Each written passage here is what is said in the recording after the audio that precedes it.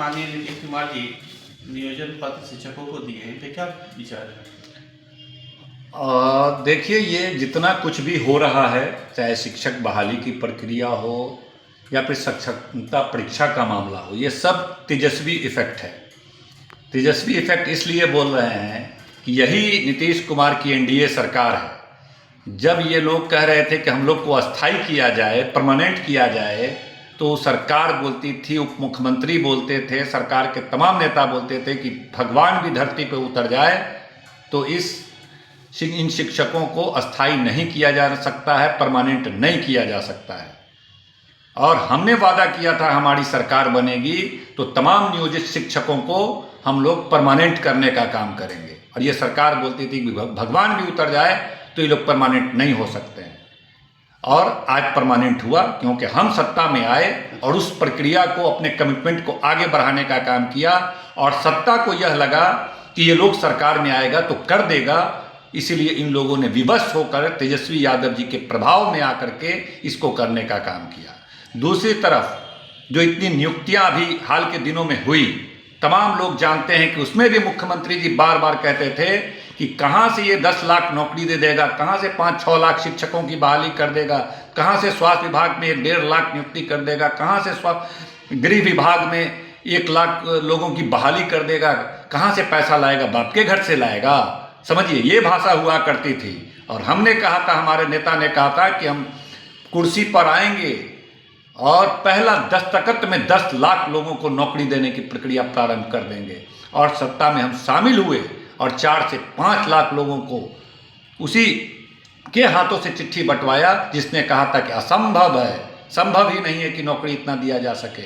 उन्हीं के हाथ से ही असंभव काम को संभव कराने का काम किया। ये तेजस्वी ही इफेक्ट है कि इतना नौकरी तेजस्वी यादव जी ने दिया।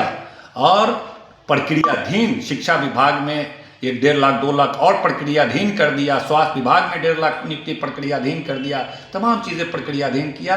इन लोगों को लगता है कि भाई तेजस्वी यादव के आते ही हमने 4-5 लोगों को किया, अगर अब नहीं करेंगे तो ये दिक्कत है। तो तेजस्वी यादव जी के प्रभाव में आकर के ये तमाम काम, विकास के काम हो रहे हैं।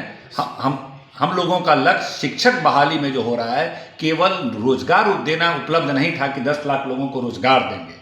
हम लोग का लक्ष्य था कि बिहार में गुणवत्तापूर्ण शिक्षा नहीं मिल रही थी। हमारे जो गरीब चपरासी का बच्चा भी इस बिहार में अपने बच्चे को सरकारी विद्यालय में पढ़ाने से भागता था। इसीलिए हम लोग का था कि हम क्वालिफाइड टीचर को लाएंगे, बीपीएससी से क्वालिफाइड टीचर को लाएंगे और हर विद्यालय में 10, 20, 25 शिक्षक देंगे, ताकि हमारे बिहार के करोड़ों बच्चे, दलितों के, पिछड़ों के, अति पिछड़ों के, जो सरकारी विद्यालयों में गुणवत्तापूर्ण शिक्षा नहीं प्राप्त कर पा रहे हैं, उनको गुणवत्तापूर्ण शिक्षा मिल सके, ताकि बिहार में अच्छी शिक्षा मिलने के कारण बिहार तरक्की कर सके, विकसित हो सके। इस लक्ष्य के तहत हमने 5 लाख शिक्षकों के बहाली का कमिटमेंट किया था और मैंने उसको पूरा भी किया और आगे पूरा करवा भी रहे हैं। कहीं ना कहीं सर, उनका जो 17 साल बनाम 17 महीने का जो नारा है, उनका काट निकालने के लिए मुख्यमंत्री जो नहीं कर रहे हैं। निश्चित रूप से मैंने कहा कि ये तेजस्वी इफेक्ट है। जो तेजस्वी जी आते ही पूरे हिंदुस्तान का एक कीर्तिमान स्थापित किया कि भाई इसी शर्त पे तेजस्वी यादव जी ने गठबंधन किया था नीतीश कुमार जी से कि हमने 10 लाख लोगों को रोजगार देने का वादा किया है और 2-4-5 वादे किए हैं, उन वादों पर काम करना पड़ेगा, तभी हम साथ आएंगे। और साथ आते ही 3 से 4 महीने के अंदर हिंदुस्तान का कीर्तिमान स्थापित हुआ और 4 लाख लोगों की, इससे अधिक लोगों की बहाली शिक्षकों की गई। अन्य विभाग में भी प्रक्रियाधीन था कि 1-2 महीने में किया जाना है, जिसका सारा श्रेय बिहार की जनता, देश की जनता तेजस्वी यादव जी को देती है। तो इनको लगा कि अगर अब हम नहीं देंगे तो ये और सारा श्रेय तेजस्वी यादव जी को चला जाएगा कि वो थे तो मिला, वो नहीं है तो नहीं मिला। तो वही इफेक्ट है कि आज कुछ लोगों को एक प्रक्रिया के तहत जो प्रक्रियाधीन था माल, उसको दिया जा रहा है। आज जो नियुक्ति पत्र मिला, उसमें बहुतों को है जिसमें नियुक्ति पत्र मिला उसका 7 दिन बचा हुआ है, किसी का साल भर बचा हुआ है, इसमें क्या? तो इस त्रुटि को देखना चाहिए था विभाग को कि वैसा क्या उसका इम्पैक्ट पड़ेगा और क्या ज़रूरी था, क्या नहीं था। अब 7 दिन, किसी का 7 दिन बचा है, 10 दिन बचा है, 1 महीना बचा है, वैसे लोगों को भी नियुक्ति पत्र दिया जा रहा है।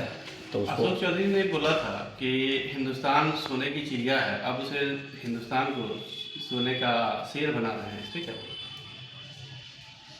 नहीं, क्या बोलते हैं, उनके इस भाषा का वही उन्होंने ही बयान दिया, वही समझ पाएंगे। लेकिन बिहार बदहाल स्थिति में है। सब प्रदेश अगल बगल में तरक्की कर रहा है।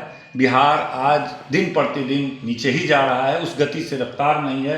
पुल बन रहा है वो टूट रहा है, सड़क बन रहा है वो टूट रहा है, थाना में चले जाइए, ब्लॉक में चले जाइए, हर जगह भ्रष्टाचार है। इंदिरा आवास हो, शौचालय बनाना हो, कोई काम हो, यहाँ कोई अधिकारी किसी की बात नहीं सुनी जा रही है। चंद रिटायर्ड अधिकारी 2-3 हैं, वो बिहार को चला रहे हैं। मुख्यमंत्री की स्थिति किसी से छुपी भी नहीं है, सरकार पे नियंत्रण नहीं है, अधिकारियों पे नियंत्रण नहीं है।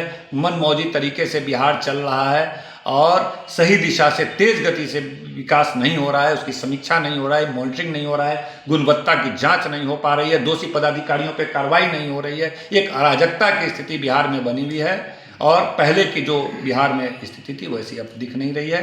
जनता को एक बड़ा निर्णय लेना होगा और बिहार को विकसित बिहार बनाने के लिए एक नए दृष्टिकोण, एक युवा शक्ति और एक नई सोच के साथ तेजस्वी यादव के हाथों में बागडोर आएगा, तब बिहार तेज गति से आगे बढ़ने का काम आज करेगा। नीतीश कुमार जी नीति पत्र दिए हैं, तो कहीं ना कहीं क्या लगता है कि 2024 की तैयारी कर रहे हैं? इससे पहले भी दे सकते थे। 2025 की तैयारी कर रहे हैं। हाँ, निश्चित रूप से सारा शिक्षक बहाली का जो तेजस्वी यादव जी को श्रेय पूरी बिहार की जनता, देश की जनता दे रही है, उस इफेक्ट को कम करने के लिए कि भाई हमने भी कुछ दिया। तेजस्वी यादव जी के कहने पर तो हमने जो 5 लाख किया, अब देखिए हमने वो तो नहीं है, फिर भी हमने 1-8 लाख लोगों की बहाली और ये वो प्रक्रिया हम कर रहे हैं। तो ये सारा इफेक्ट तो तेजस्वी इफेक्ट है ना। कहाँ आप 15 साल से कर पा रहे थे? आप तो कह रहे थे असंभव है, असंभव है, कहाँ से लाएगा पैसा, कहाँ से वेतन देगा लोगों को। आप तो असंभव कर रहे थे। आपको तो तेजस्वी यादव ने वित्तीय प्रबंधन सिखाया कि कैसे आप राज्य के विकास के लिए आप किस तरह रोजगार दे सकते हैं, किस तरह रिक्त तमाम पदों पर बहाल कर सकते हैं, पैसे की व्यवस्था कहाँ से होगी, तमाम चीज़ें आपको तो तेजस्वी यादव जी ने आए जब उस इनके साथ, तब उन्होंने वित्तीय प्रबंधन समझाया कि भाई ये सब चीज़ ज़रूरी है और कैसे होगा, क्या होगा, पैसा कहाँ से आएगा, कैसे सैलरी देंगे। सारा चीज़ तो तेजस्वी यादव जी के आने पर ही ना ये चीज़ हुआ। अब तेजस्वी यादव जी समझा चुके हैं कि वित्तीय प्रबंधन कैसे करके हम बहाली कर सकते हैं। उसी प्रक्रिया में 2-4 कदम आगे सरकार बढ़ी है। तो तमाम जो नए नियुक्त हुए हैं शिक्षक, तमाम लोगों को बधाई देते हैं, बहुत शुभकामना देते हैं कि भाई बिहार के निर्माण में बहुत अच्छा काम करें। सवाल है, उपेंद्र कुशवाहा जी अभी आए हुए थे समस्तीपुर में, तो उन्होंने कहा था कि इंडिया की जो सरकार जो बन गई, गलती से ज़्यादा सीट आ गया, इस बार उनके मुंह की खानी पड़ेगी। वो तो देखिए वक्त बताएगा।